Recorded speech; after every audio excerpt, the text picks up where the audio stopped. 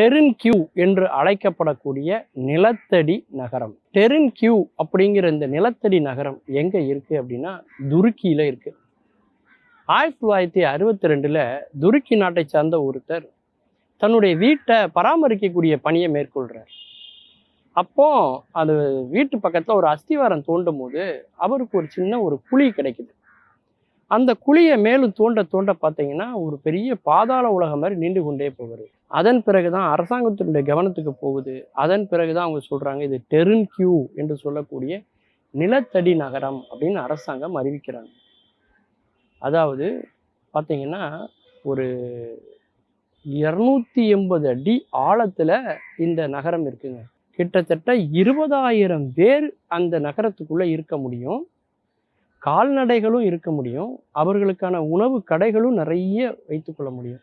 அந்த அளவுக்கு ஒரு காலத்துல இயங்கி கொண்டிருக்கக்கூடிய ஒரு நகரமாக இது இருந்திருக்கிறது. இன்னைக்கு நம்ம உலகத்துல என்னென்ன பார்க்கோமோ இது எல்லாமே நிலத்துக்கடியில அந்த இடத்துல இருக்கு. பல தளங்கள் அங்க இருக்கு. First floor, second floor, third floor மாதிரி ஒவ்வொரு ஃப்ளோரா அது இருக்கு.